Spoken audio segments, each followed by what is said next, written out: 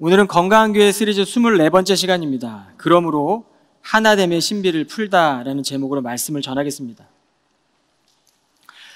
1985년도에 발표된 We Are the World라는 노래가 있습니다. 천재지변과 기아로 고통을 겪고 있는 아프리카를 돕기 위한 만들었던 노래입니다. 여러분, 2차 세계대전 이후에 1990년대 초까지는 이 전 세계가 공산주의와 이 자본주의의 대결 구도로 국제 질서가 팽팽하게 대립되는 구조 속에 있었습니다. 그 무렵에 1988년도에 서울 올림픽이 열렸고 6.25 전쟁 이후에 분단된 조국 땅에서는 올림픽 개최식 때 이 손에 손잡고라는 노래를 불렀던 기억이 있습니다. 이 노래는 이념과 민족의 장벽을 넘어 하나됨을 위한 갈망의 노래였습니다. 이번 프랑스 파리 이 올림픽에 누가 개최식 노래를 불렀나 한번 검색해 봤는데 프랑스 올림픽인데도 캐나다 퀘벡 출신이었던 희소병을 겪고 있던 셀린 디옹이라는 아주 유명한 가수죠. 1년 7개월 만에 그가 불굴의 의지를 보이며 사랑에 찬가라는 노래를 불렀다고 합니다. 국제대회인 올림픽은 단순한 스포츠 이벤트를 넘어 인류의 통합과 또 평화, 희망을 상징하는 플랫폼이기도 합니다. 하지만 사실 이런 경기들을 보다 보면 국가 간의 지나친 경쟁심은 하나 되는 것을 어렵게 만듭니다. 경기를 보는 국민들은 민족주의적으로는 하나가 되는 시간이기도 되지만 이 세계인들의 하나됨을 이루기에는 좀 한계가 있어 보이기도 합니다. 여러분, 올림픽의 기원이 어떻게 되는지 아십니까? 이 고대 사회의 올림픽은 힘과 용맹을 과시하는 의식이었죠. 종교적인 의식이었습니다. 당시 이러한 축제는 종종 종교적 행사와 결합이 되었고 이 그리스에서는 그들의 신이었던 제우스 신을 기리기 위해 종교적인 축제를 벌리며 더 강한 사람을 뽑았던 것이 바로 올림픽의 기원입니다. 가나안에서는 풍요와 다산을 상징했던 이 아세라 신과 바알 신, 풍요와 다산의 신이죠. 여러분, 이들의 신들을 기념하는 종교적인 축제가 열렸었고 또 남성의 힘을 과시하는 종교의식을 갖기도 합니다. 로마 시대에도 보면 로마가 추구하는 코스모폴리탄이라는 이 세계의 시민 의식은 바울이 추구하던 코스모폴리탄과는 추구하는 목적이 달랐습니다. 당시 로마 사회가 군사적 힘으로 하나의 도시를 추구했다면 바울은 그리스도 안에서 하나님의 공동체를 세워가는 일에 그의 삶을 헌신합니다. 여러분, 바울은요, 헬라 문화권이었던 다소라는 도시에서 성장하죠. 아마 바울은 어릴 때 나는 유대인인가 아니면 나는 헬라인인가 라는 정체성에 고민이 있었을 거라고 저는 봅니다. 외국에서 이방인 유대인으로 생활하면서 외국인으로서 경험을 직접 피부로 겪었을 겁니다. 오늘날 이민 2세대들이 부모와 이 부모의 문화와 또 여기서 자라면서 이 외국인으로서의 새로운 문화 사이에서 자라는 것과 비슷하죠. 그런데 바울은 다메섹이라는 도상에서 완전히 새로운 시각이 열려지게 됩니다. 유대의 종교관을 초월하는 예수 그리스도 안에서의 새로운 관점을 갖게 됩니다. 오늘 본문은 그러므로라는 단어로 시작하고 있는데 이 그러므로 안에는 많은 의미가 담겨져 있습니다. 바울은 하나님의 은혜로 그리스도 안에서 유대인들과 이방인들의 복음의 연결다리가 되었습니다. 바울은 이 두 문화 사이에 깊이 뿌리내리고 있었고 이방인의 사도로 복음을 전한 일이 가능했던 것이죠. 게다가 바울은 구약 성경의 최고의 랍비였던 이 당시의 가말리엘이라는 학자를 통해 성경의 전통적인 관점을 배웠습니다. 그리고 난 이후에 지금까지 걸어온 그의 인생의 결론이 바로 예수 그리스도임을 깨닫게 됩니다. 여러분이 그러므로라는 단어 안에 담겨진 세 가지 의미를 좀 살펴볼 텐데, 첫째는 우리는 그리스도 안에서 하나가 되었다라는 사실입니다. 바울은 에베소 1장과 3장에 걸쳐서 기독교의 믿음의 본질, 이 교리에 대해서 믿음의 이론에 대해서 서술했다면 오늘 4장을 시작하는 그러므로 이후에는 믿음의 실천편을 기록했습니다. 예수 안에서 바울은 이방인이나 유대인이나 구별이 없다라고 말씀하는 것입니다. 그러나 바울이 언급했던 이 하나의 공동체는 오늘날 우리가 바라보고 있는 다원주의나 또 종교적 사회적 통합을 말하는 것이 아닙니다. 바울이 말하고 있는 이 그러므로라는 것은 전 인류적인 사랑의 차원의 인류의 하나됨을 말하는 것도 아닙니다. 바울은 철저하게 구별됨에서 시작을 합니다. 그 출발점은 한 마리의 잃어버린 어린 양을 애태우게 찾으시는 예수님의 마음에서부터 확장되는 것이죠. 그는 하나님의 영광을 위해 고난까지도 감수하면서 기뻐했고 고난당하는 사람들을 예수의 마음으로 연대했습니다. 이것이 바로 바울의 교회론입니다. 바울의 교회론은 고난에서부터 시작이 됩니다. 그리고 구별됨에서 시작되어서 그 구별됨 자체가 하나가 되는, 하나님의 공동체가 되는 교회론을 우리에게 말씀하죠. 그러므로 바울은 진정한 하나됨이 예수 그리스도를 통한 영적 연합을 통해서만 이루어질 수 있다라고 믿었습니다. 여러분, 그러므로 안에 담긴 하나님의 신비가 무엇입니까? 로마서 3장 23절에 보면 영적으로 모든 사람이 죄를 범하여 하나님의 영광에 이르지 못한다는 것입니다. 그래서 바울은 그리스도 안에서 하나가 되라고 권면합니다. 1절에 보면 주를 위해 일하다가 감옥에 갇힌 몸으로 여러분에게 권면합니다라고 말씀합니다. 여러분, 순교를 앞둔 바울의 이 권면에는 힘이 있었습니다. 사랑했던 에베소 교인들, 또 이 편지를 받고 있던 에베소 교인들은 이 바울의 권면이 결코 가볍지가 않았을 것입니다. 성도들은 예수 그리스도 안에서 은혜에 다 빚진 자들이죠. 그러므로 이 제사함의 은혜가 깊어지면 깊어질수록 우리는 누군가를 환대하고 용납하는 것이 자연스러워집니다.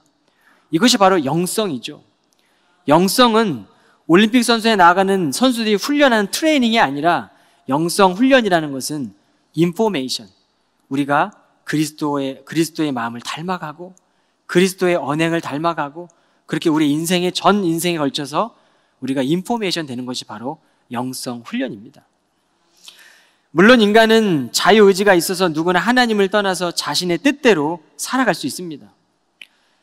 그런데 아버지의 품을 떠났던 아들의 결말이 어땠습니까? 둘째 아들은요, 모든 재산을 다 잃었습니다. 그리고 그의 삶은 궁핍해졌습니다. 그리고 결국 둘째 아들은 아버지의 품을 떠나서 돼지들이 먹는 쥐염 열매를 먹는 지경에까지 이르러 비로소 아버지의 품으로 돌아가기로 결심합니다. 여러분, 이것이 하나님을 떠난 모든 사람들의 인생의 결말이고 하나님을 떠난 사람들의 마음 안에 있는 결핍감입니다. 이 결핍을 채우기 위해 많은 사람들은 자신의 존재를 확인하고 싶어하고 자신을 증명하는 일에 인생을 올인하고 더 많은 물질을 소유하고 싶은 욕망과 욕구를 따라 자신이 주인 되어 살아갑니다. 게다가 우리가 살아가는 소비주의 사회는 우리에게 끊임없이 부족하다라는 의식을 심어주죠. 넌 부족해. 더 채워가야 돼. 이 물을 사야지만 너는 목마름을 해소할 수 있어. 이것이 광고잖아요. 그래서 우리는 사잖아요. 그런데 이 물을 마신다고 여러분 목마름이 해결이 됩니까? 아니죠. 영원한 생수가 되시는 예수 그리스도의 복음을 우리가 마실 때, 그 영생수를 마실 때 우리는 인생의 궁극적인 목적을 깨닫고 새로운 삶을 살아가게 되는 것입니다. 예수 안에서 하나가 되는 것은 유대교적인 이 성전의 의미를 뛰어넘어 새로운 의미로 부여받았다는 것이죠. 바울은 이 유대인으로 살면서 율법과 이 종교적인 형식에 갇혀 있었어요. 근데 그 율법적인 삶을 살면서 바울에게는 행복이 없었습니다. 하나님의 뜻대로 살고자 열심히 노력했지만 행복이 없는 거예요. 그런데 다메섹 도상에서 그리스도를 만난 후에 그는 행복을 찾은 겁니다. 그리고 이방인의 사도로 그 복을 전하기 위해 복음의 도구로 쓰임 받았다는 것이죠. 이것이 바로 성전의 의미를 뛰어넘는 새로운 의미이죠. 바울은 율법과 종교적 형식 안에 갇혀 있다가 이제는 성령 안에서 내면의 충만함과 하나님 앞에서 자신의 존재가 변화됨을 경험합니다. 그 새 생명을 주신 분이 바로 예수 그리스도였고 복 있는 사람으로 복음을 전해야만 했던 것이죠. 그러므로 예수 그리스도를 통하여 하나님의 사랑과 은혜가 나타난 그 길을 바울은 고난 가운데서도 걸었습니다. 그리고 고난 가운데서도 걸어야만 했습니다. 우리도 그 길을 걸어야 돼요. 때로는 우리 삶 안에 고난이 온다 할지라도 우리는 그 길을 걸어가야 합니다. 바울은 교회의 일치와 하나됨은 그리스도 안에서만 가능하며 하나됨을 기대하고 계신 하나님을 갈망하라고 말씀하고 있는 것이죠. 이 땅의 교회들은 부족한 지체들이 모여있기에 완전하지는 않습니다. 그러나 교회는 그리스도가 하나 되게 하신 것을 믿고 힘써 지켜나가야 됩니다. 신앙 공동체는 그리스도께서 보이신 믿음을 통해 하나됨을 경험하고 연습하며 그리스도의 공동체를 세워나가는 것이죠. 둘째로 이 그러므로에 담긴 두 번째 의미는 하나님의 백성들은 어떻게 살아야 합니까? 라는 것입니다. 2절과 3절에 보면 겸손하고 온유한 사람이 되십시오. 사랑 안에서 서로를 받아들이시고 많이 참으십시오. 평강의 띠를 메고서 성령께서 하나 되게 하신 것을 힘써 지키십시오. 바울의 이러한 권면들은 그리스도의 집을 튼튼하게 세우는 데 필요한 재료들입니다. 겸손과 온유는요, 하나님 앞에 우리가 피조물임을 인정하는 것이에요. 세상에서 말하는 온유와 겸손이 아니라 우리가 하나님의 피조물이 된다는 것을 우리가 인식하고 인정하고 새 사람이 된 성도가 바로 이 겸손과 온유함의 모델이신 그리스도께 길들여지는 것이죠. 자기 멍에를 메고 우리와 함께 계시는 그리스도께 배워 나가는 것입니다. 멍에를 맨 소는요, 이 두 쌍이 돼서 멍에를 지고 나가잖아요. 자기 멍에를 메고 있는 그리스도인들 옆에 그리스도께서 함께 멍에를 지고 있다는 거예요. 우리가 멍에를 질 때 그리스도는 함께 멍에를 질 것이고, 우리가 슬퍼하고 고난당할 때 주님은 그 고난 가운데 함께 거하실 것이고, 우리가 기뻐할 때 주님은 함께 우리 가운데 동행하신다고 약속하시는 것이죠. 그러므로 배우라는 것, 훈련 받으라는 것입니다. 사랑 안에 서로를 용납하는 것도, 다른 사람들의 기질이 다른 것, 하나님께서 그를 지으신 고유한 것이기에 상대를 변화시킬 권리가 우리 안에 없다는 것입니다. 서로를 용납할 때 하나님께서는 일하시기 시작하시죠. 그리고 서로를 용납하는 것은 내가 먼저 변화되는 것입니다. 모세가 불평한 이스라엘 백성들을 인내하며 기도하지 않습니까? 하나님이 죄를 지은 이스라엘 백성들에게 진노하시고 그 백성을 멸하시겠다고 하셨어요.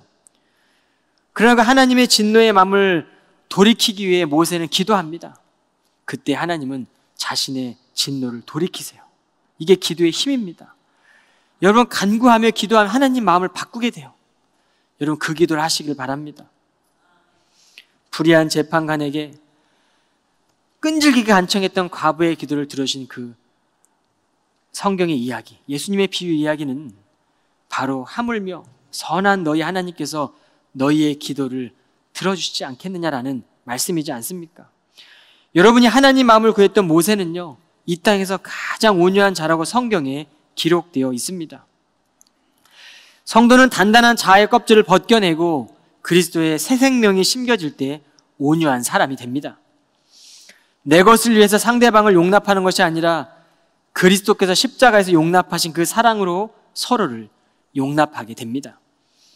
죄인들에 대한 심판을 오래 참으시는 하나님께서는 예수 그리스도를 우리를 위해 희생시키셨죠.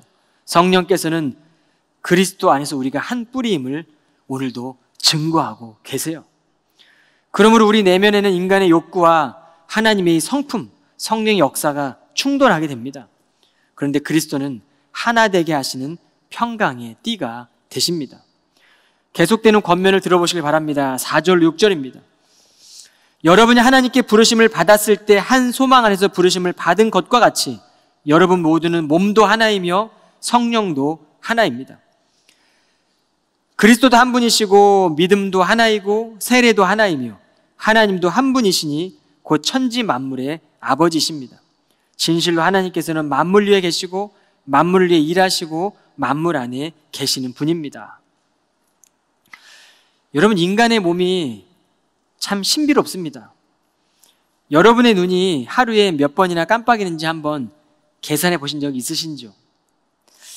인간의 뇌는 저장 용량이 얼마나 될까요? 우리 몸의 이 몸속의 세포는 몇 개나 되며 피를 생성하는 심장은 하루에 몇 번이나 뛸까요? 아시는 분 계십니까? 여러분, 물론 우리가 인터넷에 검색해보면 알 수 있을 거예요. 그러나 제가 말하고 싶은 것은 하나님이 만드신 몸이 신비롭다라는 것이죠. 우리의 몸은요, 달라도 유기체적으로 다 연결되어 있습니다. 믿음의 공동체는 그러므로 예수 그리스도께서 찢기신 몸과 흘리신 피를 깊이 생각하며 한 몸으로서의 교회가 무엇인지, 한 믿음이 무엇인지, 믿음이 하나라는 것이 무엇인지, 하나님이 한 분이라는 것이 무엇인지, 세례가 하나라는 것이 무엇인지 우리는 깊이 생각해 보아야 합니다. 왜 주님께서는 인간의 몸을 입고 오셔서 십자가에 달리셔야만 했습니까? 바울은 유대인과 이방인으로 구성된 교회가 한 몸의 교회이고 하나님의 계획이었음을 다메섹 도상에서 발견한 거예요. 그리고 이를 위해 너희가 하나님의 백성으로 부름받았다고 편지하고 있습니다. 이방인들과 유대인이 절대로 하나 될 수 없는데 바울은 너희 모두가 다 한 몸으로 부르심을 받았다고 편지하고 있는 거죠. 우리 주님은 한 소망 안에서 우리를 부르십니다. 성령도 한 분이시고 믿음도 하나고 세례도 하나고 하나님도 한 분입니다. 여러분, 우리 캠브리지 교회는 지역 특성상 신앙생활을 하다가 공부를 마치고 나면 보스턴을 떠나게 되는 교우들이 많죠. 그렇다면 현실적으로 보여진 이 가시적인 지역 교회만을 우리가 한 몸이라고 고려한다면 시간이 흐르고 떠나는 교우들을 볼 때마다 허전한 마음이 들고 지칠 거예요. 그런데 이 그리스도의 몸이 된다는 것은 우리가 그리스도를 믿고 우리 교회에서 세례를 받게 되면 그 교우들은 한 소망 안에서 평생 그 부르심을 향해 나아갑니다. 세례가 하나잖아요. 여기서 한번 세례를 받으면 이제는 어디 교회를 가나 또 세례를 받지 않습니다. 한번 세례를 받고 나면 일생 동안 교회의 일원으로 세상 속에서 한 사람의 교회로서 그는 평생의 인생을 살아가게 되는 거죠. 날마다 자신의 자아가 죽어지고 그리스도의 생명 안에서 날마다 새로운 삶을 살아가는 교회가 되는 것입니다. 그러므로 서로의 믿음이 다르고 예배하는 방법이 달라도 한 분 하나님을 믿음으로 우리는 하나의 교회가 됩니다. 그리고 이 몸이라는 것은 시간이 흐를수록 녹슬게 되고 때로는 약해지기도 하죠. 아프기도 합니다. 그런데 이 건강한 교회, 한 몸으로서의 교회라는 것은 우리 모든 부서들이, 지체들이 함께 이뤄나가는 것이고 어느 한 부서만 기형적으로 부흥하는 것이 아니라 건강한 교회가 되는 것입니다. 그리고 모든 부서가 하나로 함께 이뤄나갈 때 한 몸의 교회가 되는 것이죠. 바울은 특별히 연약한 지체들을 보호하라고 권면했습니다. 여러분, 그러므로라는 이 단어에 담긴 세 번째 의미는 교회는 서로의 다름을 인정해야 합니다. 다름을 통해서 하나됨을 이루라는 것이죠. 그러나 우리 각자는 그리스도께서 나누신 분량에 따라 하나님의 은혜를 받았습니다. 그래서 성경에 기록되기를 그가 높은 보좌로 올라가실 때 포로들을 사로잡고 자기 백성들에게 선물을 나눠주셨다라고 했습니다. 이처럼 그가 올라가셨다라고 하셨으니 이 말은 곧 그가 낮은 땅으로 내려오셨다는 뜻이 아니고 무엇이겠습니까? 또한 이처럼 낮은 곳으로 내려오셨던 그 자신이 하늘의 가장 높은 곳으로 올라가셨으니 그것은 그가 만물을 충만하게 하시려는 것입니다. 설교를 준비하며 보네포 목사님이 쓴 성도들의 공동생활을 묵상하는데 이 글귀가 들어왔어요. 서로 다른 그리스도인들과 몸과 몸을 부대끼며 함께하는 것은 신자들에게는 비할 수 없는 기쁨과 힘의 원천이 됩니다. 라는 구절이 제 마음을 두드렸습니다. 여러분, 로마 감옥에 갇혀있던 바울은 죽음이 임박하여 디모데를 보기를 원합니다. 찾아와 달라고 부탁까지 했습니다. 내가 영적 아들인 디모데를 다시 보기를 원한다. 그리고 이 디모데를 보는 것이 내가 살아가는 삶의 기쁨이라고 말합니다. 우리가 다른 그리스도인과의 사귐을 갖는 것이 때때로 육신적이라고 생각할 때가 있어요. 그러나 그렇게 생각할 필요가 없습니다. 예수님도 육신의 몸을 입고 오셨어요. 우리의 몸은 절대 부정한 것이 아닙니다. 우리의 몸은 하나님의 거룩한 성전입니다. 그러면 육신의 몸을 입고 오신 그리스도는 그 당시에 더럽다고 여겨졌던 경멸하던 세리와 죄인들의 친구가 되셨어요. 그리고 그들과 친교하셨습니다. 사귐을 가졌죠. 그러므로 우리는 그리스도 안에서 서로를 축복해주고 누구이든지 간에 우리는 그들과 함께 사귐을 가져야 되는 것이죠. 이것이 바로 바울이 말한 각자가 그리스도께서 나누신 은혜의 분량에 따라 은사를 받았다라는 것입니다. 여러분, 서로의 다름이 서로를 필요로 한다면 그것은 하나됨을 이룰 수 있는 것이죠. 여러분, 한 몸에도 손과 발의 역할이 다르고 눈과 귀의 역할이 다르고 교회 안에서도 각자가 맡은 역할과 은사가 다릅니다. 그러나 우리에게 맡겨진 역할과 은사가 다르지만 우리는 서로의 짐을 나눠짐으로 힘을 하나로 모으고 하나의 몸의 교회를 이뤄가게 되는 것이죠. 교회 안에 보면 지나치게 한 사람이 많은 짐을 지고 섬기다 보면 그 사람은 지칠 것이고 그 섬기는 사람들은 번아웃 될 거예요. 따라서 교회는 서로의 은사를 존중하며 맡겨진 분량에 따라 서로에게 도움이 되어야 합니다. 이것이 그리스도께서 승천하시며 우리에게 주신 선물이에요. 로마서 12장 3절에 보면 바울은 내게 주신 은혜로 말미암아 너희 각 사람에게 말하노니 마땅히 생각할 그 이상의 생각을 품지 말고 각 사람에게 나눠주신 믿음의 분량대로 지혜롭게 생각하라. 마땅히 생각할 그 이상의 생각을 품지 말라는 게 무슨 뜻일까요? 우리가 지체들이 서로 다른 지체들이 하나가 되면서 우리가 사역하다 보면 때때로 어떤 사람들은 자신을 너무 과대평가하는 사람들이 있어요. 이것이 바로 마땅히 생각할 이상의 생각을 품는 겁니다. 때로는 자신을 너무 과소평가하는 사람도 있습니다. 이것도 마찬가지죠. 남을 향해든지 아니면 나를 향해든지 주님은 우리 안에 믿음을 주시는 거예요. 내가 갖고 있는 그것을 사용하려 원하시는 겁니다. 그러니 우리는 과소평가할 수 없는 거죠. 믿음의 그릇대로 쓰임 받으면 됩니다. 이것이 바로 사역 중에 갈등이나 위기를 극복하는 원칙이 되는 것이죠. 우리가 좋아하는 이 샐러드는 다양한 재료들이 각각의 맛을 내고 있지만 함께 어우러져 하나의 요리가 됩니다. 서로 달라도 조화를 이루며 영혼을 살리는 이 힘을 모을 때 바로 하나님의 영광이 나타나게 되는 것이죠. 그러므로 바울은 교회 안에 부족하고 연약한 지체도 그리스도의 몸이다라고 말씀하는 거예요. 우리가 때때로 바라볼 때 이방인처럼 보이고 세리와 죄인처럼 보이는 그도 그리스도 안에서는 한 몸이다라고 말씀하는 거예요. 여러분 기억하십시오. 하나님은 교회를 그리스도의 발 아래 두셨어요. 그러므로 그리스도 안에 있는 교회는 하나 되는 겁니다. 서로의 다름이 기쁨이 될 것이고 상대방의 부족함은 내 모습을 비추는 거울이 됩니다. 그리스도 안에서 우리가 서로가 서로에게 진심으로 다가가 보시기를 축원하겠습니다. 하나님은요, 우리가 한 주를 살아가면서 그리스도 안에서 이 하나됨의 신비를 경험하도록 인도해 주실 거예요.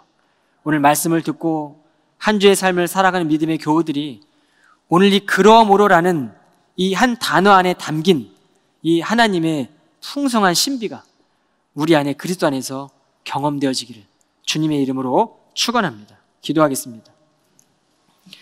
참 좋으신 하나님, 우리 모두가 한 마음으로 주님 앞에 나아가기를 원합니다. 우리 모두는 각기 다른 배경을 지니고 서로가 다른 인생의 경험을 가지고 살아왔습니다. 그러나 그리스도 안에서 우리는 하나됨을 이루기를 원합니다. 예수 그리스도를 통해 우리가 하나 될 수 있음을 믿습니다. 우리의 마음, 우리의 생각 하나로 모아주시고 서로를 이해하고 사랑할 수 있는 크신 은혜를 더하여 주옵소서. 예수 그리스도의 이름으로 기도하옵나이다. 아멘.